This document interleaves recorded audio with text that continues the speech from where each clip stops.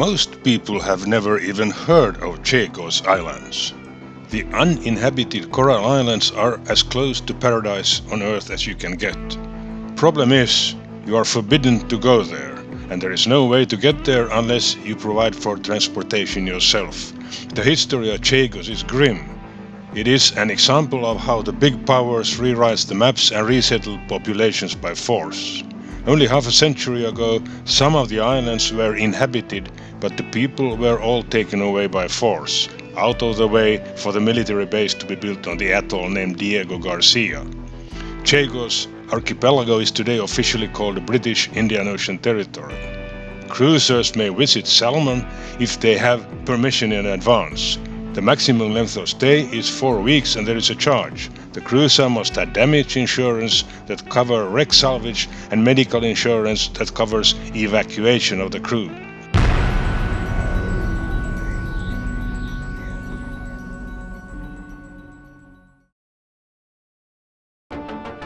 The atoll of Diego Garcia is in the Chagos Islands, located on a large shoal area known as the Great Chagos Bank.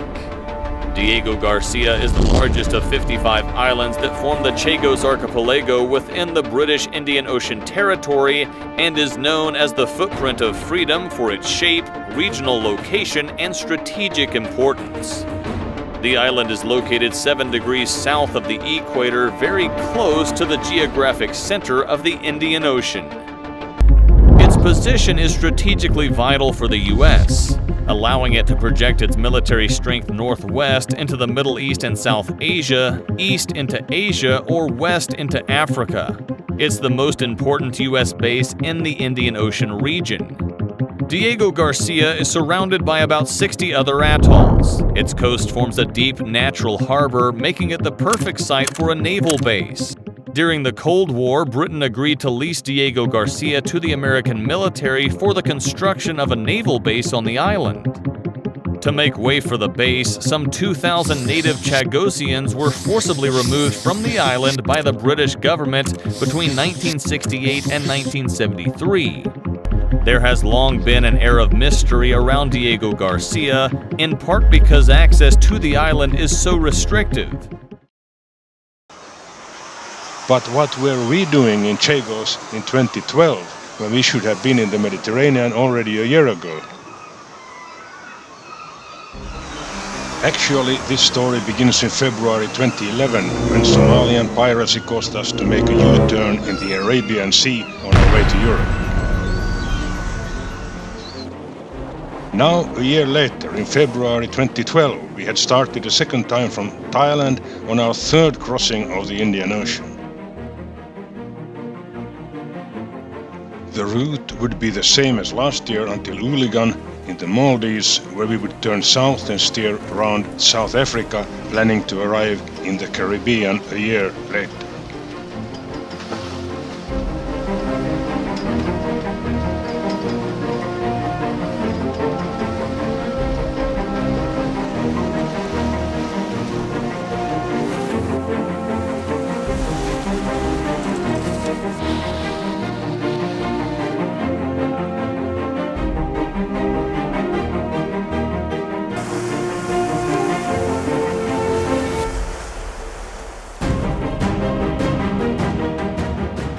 All over the globe, weather patterns dictate passage planning.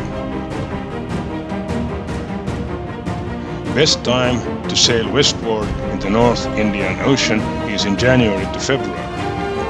Africa should be rounded in November to December, which would give us at least 6 months to spend in the area between.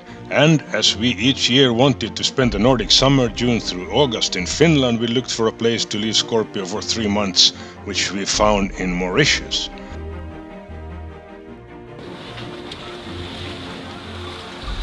This plan would also give us time to visit Sri Lanka, which we bypassed last year.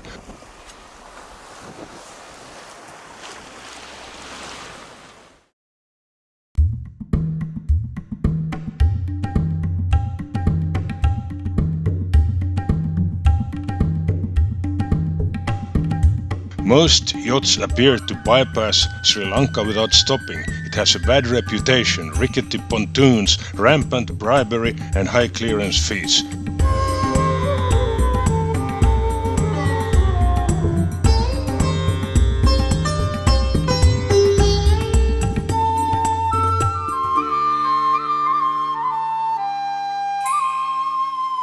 I'm glad we stopped. Sri Lanka was a pleasant surprise. Our Finnish friend, Rabbe Grönblom, known as Finland's pizza emperor, happened to live part of the year in Sri Lanka, and he took us on a tour to the amazing Sigiraya, the Lion Rock.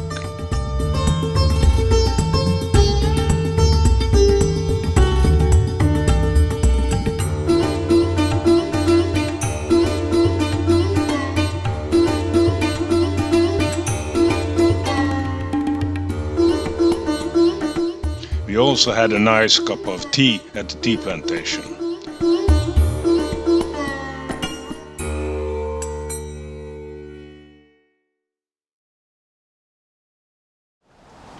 Soon we were on our way again. The distance from Galle to Uligan is 450 nautical miles and took us 3.5 days.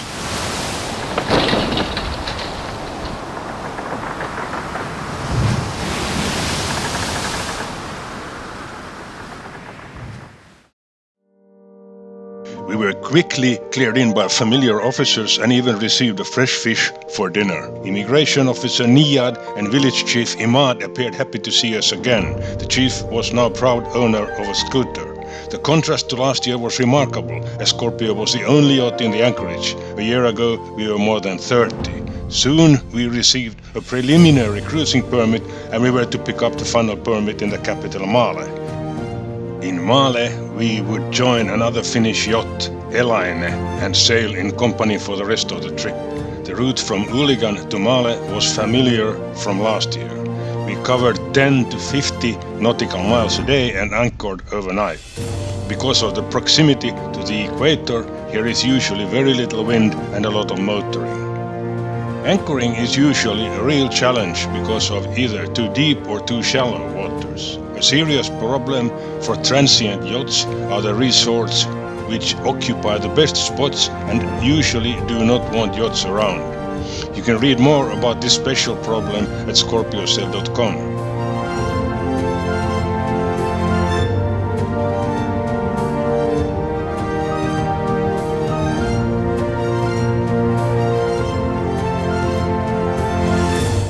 There are, of course, villages with ordinary people also. One of our favorites is Tulusdu, a bit north of Male. In this photo from 2011, the 3 yachts to the left of Scorpio were all shipped as cargo from Male to Turkey. Now in 2012, Scorpio was alone in the anchorage except for the wreck.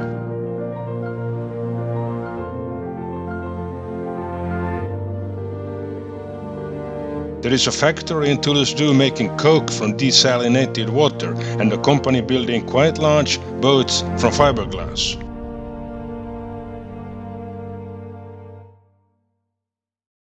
Male is one of the most densely populated places on Earth. In the background, airport island Hulumale. The anchorage is just north of the runway.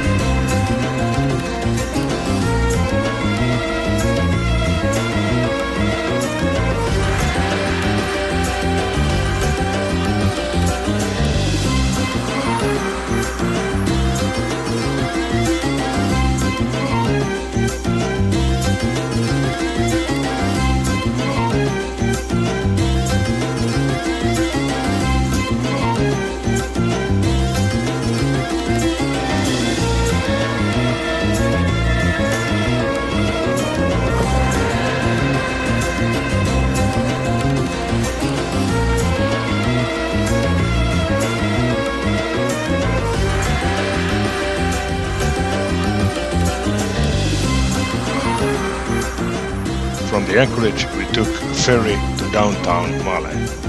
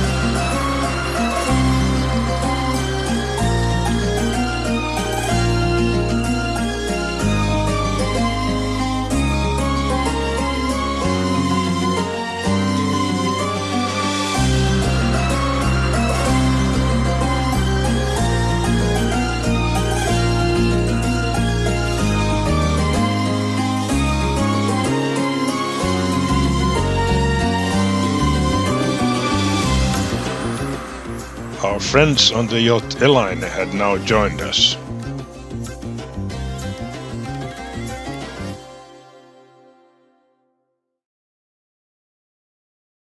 We had already in Thailand agreed with Kalle and Helena to sail in company for the rest of the trip. We soon got proof of the benefits of having a friend close in these tricky surroundings. Elaine's anchor got stuck under a coral head. We tied Elaine alongside to Scorpio while Kalle dived to free the anchor. Now we could move Elaine and keep her from drifting aground after Kalle had released the anchor. We couldn't find any useful cruising guides, so I made my own with the help of Google Earth. It can still be found on the website. Eyeball navigation in good visibility is the norm, often from the spreaders. These coral patches could not be visible on a cloudy day. After a sleepless night in a thunderstorm with bad anchor holding at the reefs in the background, we rented moorings at this resort. They charged $200 for a night on the mooring, and we had to spend $200 per yacht at their facilities each time we went ashore.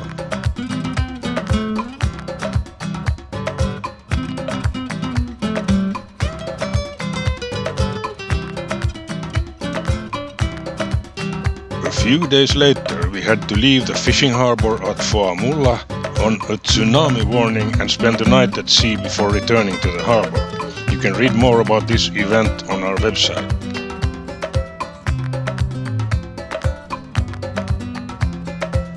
Our last stop in the Maldives was at Gan in Adu Atoll. They had had political riots earlier in the year with burned police stations and shops.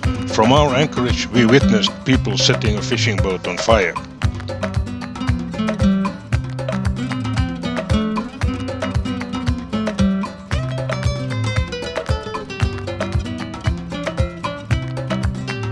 The distance from Gan to Solomon Islands in Chagos is 300 nautical miles.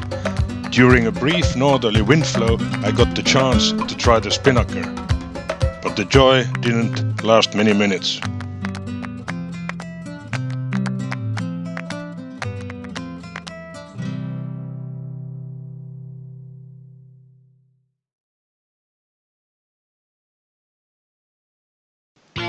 And then to the highlight of this season. The preferred anchorage at Solomon is at Bodam Island.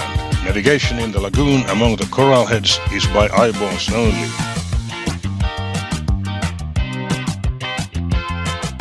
This year we were about 20 yachts in the anchorage, most of us on the way to South Africa.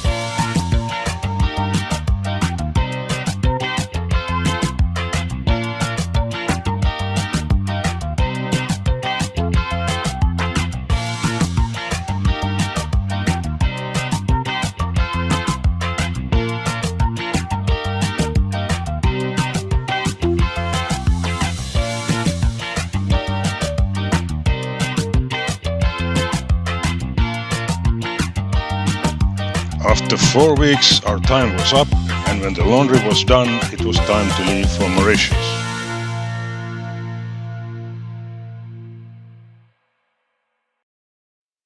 The distance is 1400 miles and it took us 9 days. To get a better wind angle, we went on the east side of the Chagos Bank and close to Diego Garcia. The second evening we got troubling news on the weather forecast. A cyclone was forming just ahead of us and another cyclone moving our way from the east. The only shelter around was the clandestine military base at Diego Garcia.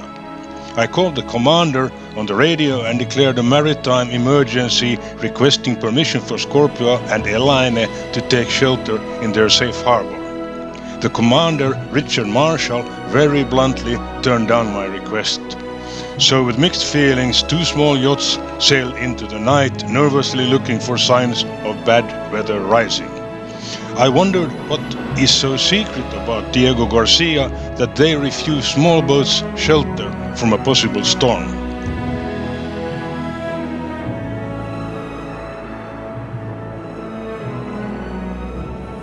Fortunately, the cyclone warning was cancelled the next day, and in fresh winds we made good speed on our intended course.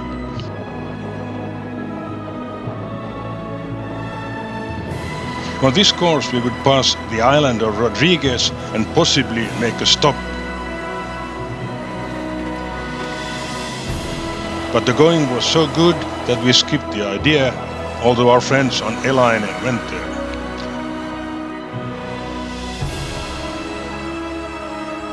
Three days later we entered Port Louis Harbor. After passing the anchored fishing fleet, we cleared in at the customs dock and then found a spot in the marina.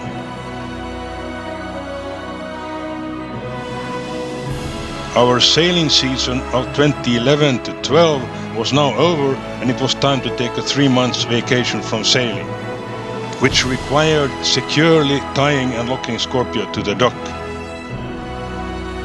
We'll be back in September. It was now early June and 3 months too early to find decent weather to navigate the coasts of South Africa.